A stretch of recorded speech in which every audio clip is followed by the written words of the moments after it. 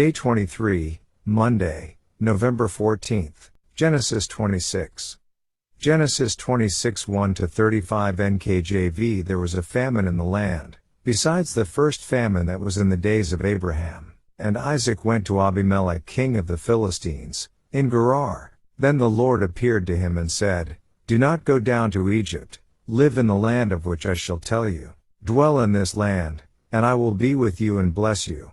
For to you and your descendants I give all these lands, and I will perform the oath which I swore to Abraham your father. And I will make your descendants multiply as the stars of heaven. I will give to your descendants all these lands, and in your seed all the nations of the earth shall be blessed, because Abraham obeyed my voice and kept my charge, my commandments, my statutes, and my laws. So Isaac dwelt in Gerar, and the men of the place asked about his wife. And he said, She is my sister, for he was afraid to say, She is my wife, because he thought, Lest the men of the place kill me for Rebekah, because she is beautiful to behold. Now it came to pass, when he had been there a long time, that Abimelech king of the Philistines looked through a window, and saw, and there was Isaac, showing endearment to Rebekah his wife. Then Abimelech called Isaac and said, Quite obviously she is your wife, so how could you say, She is my sister?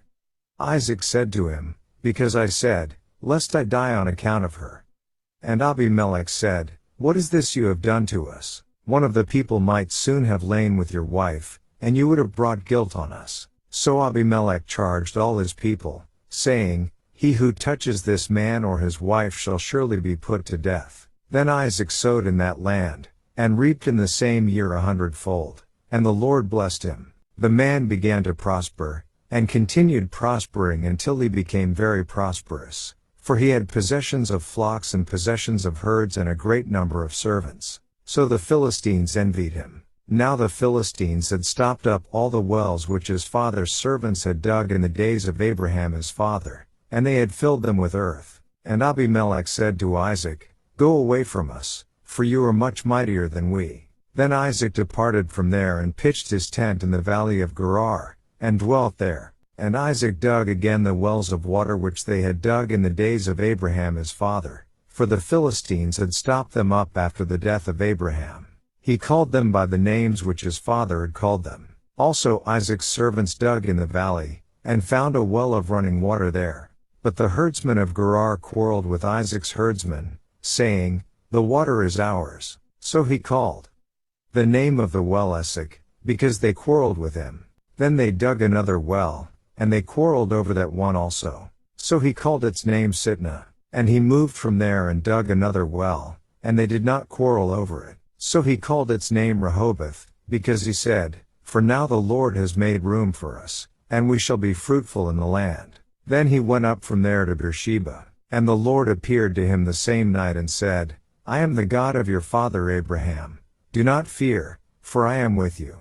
I will bless you and multiply your descendants for my servant Abraham's sake. So he built an altar there and called on the name of the Lord, and he pitched his tent there, and there Isaac's servants dug a well. Then Abimelech came to him from Gerar with Ahuzzath, one of his friends, and Phicol the commander of his army. And Isaac said to them, Why have you come to me, since you hate me and have sent me away from you?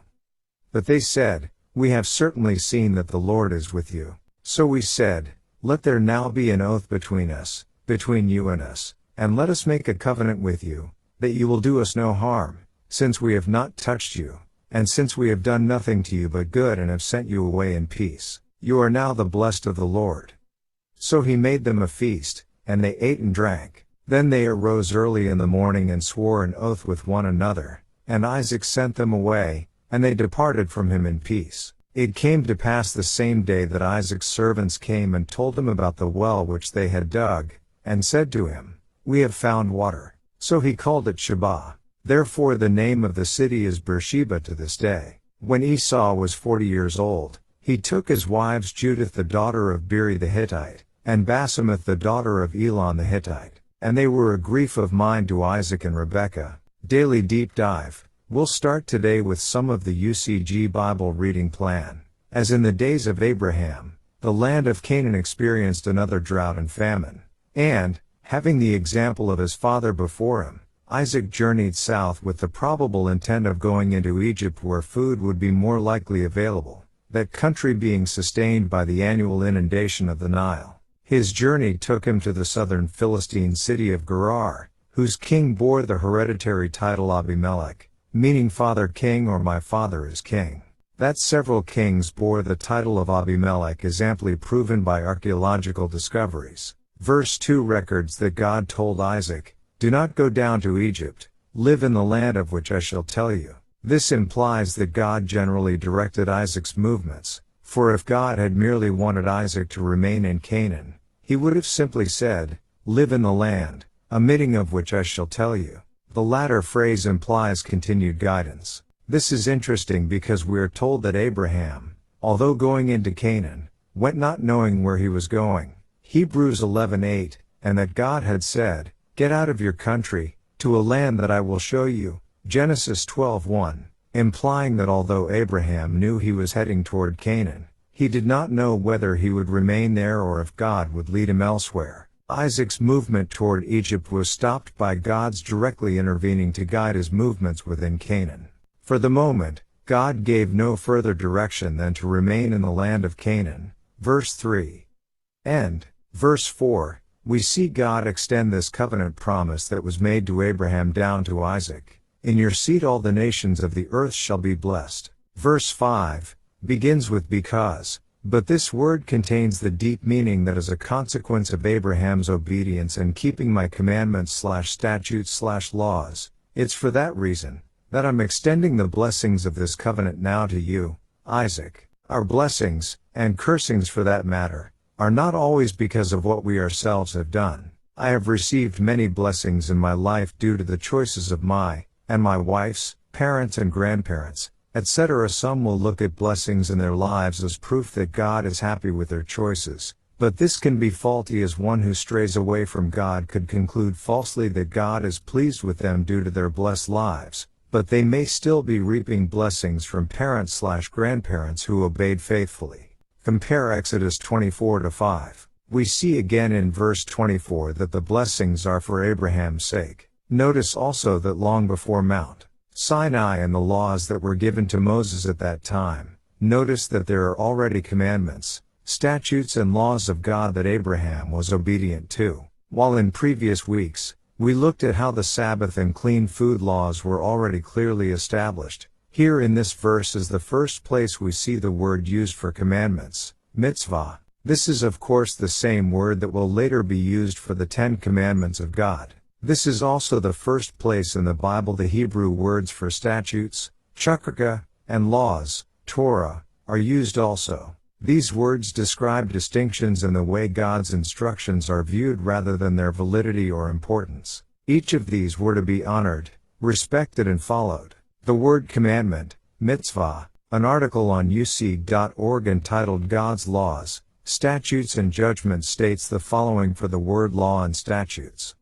The Hebrew word translated law is Torah. When used with the definite article, the law, it refers either to law in general or to some specific aspect of law. It often refers to the entire body of law that God gave to the people of Israel. Torah also carries the broader meaning of teachings, especially when used without the definite article. Sometimes, when used so broadly, the word even appears to imply the entire body of revealed instruction contained in the Old Testament scriptures. The word statutes refers to a specific type of laws. As the English translation of the Hebrew words kuk or chukraka, the word statute refers to an authoritative enactment, decree or ordinance. Biblical statutes may set appointed times, such as sacred festivals, define important customs and even establish the manner or procedure by which certain vital matters are to be handled. Because they reveal God's thinking and reflect His priorities, they are crucially instructive as divine guidelines for righteous behavior. End.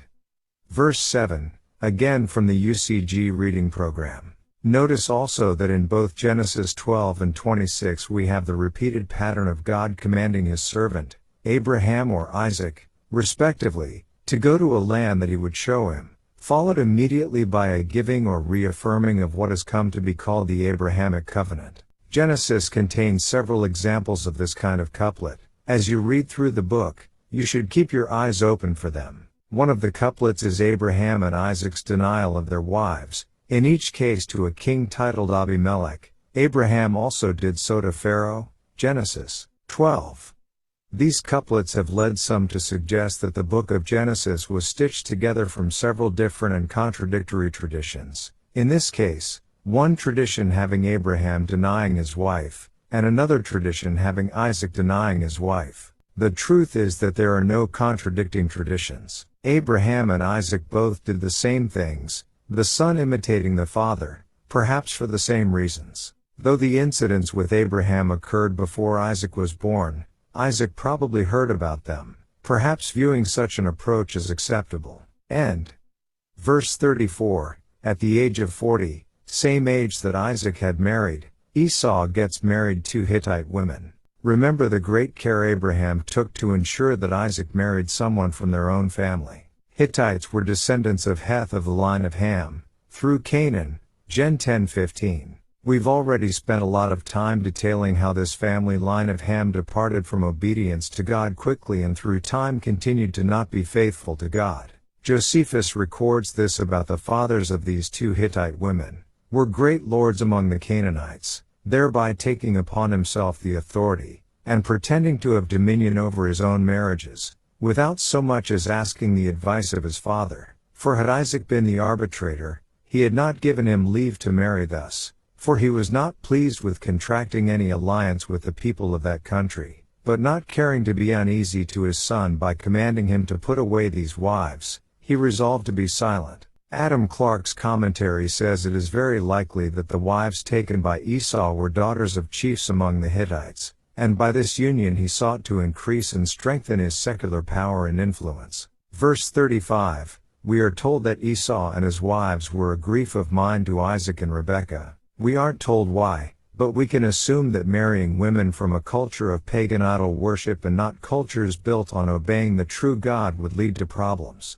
John Gill's commentary states, he took for wives were very disagreeable on all accounts, partly because of their religion, being idolaters, and partly by reason of their temper and behavior, being proud, haughty, and disobedient, as all the three Targums intimate.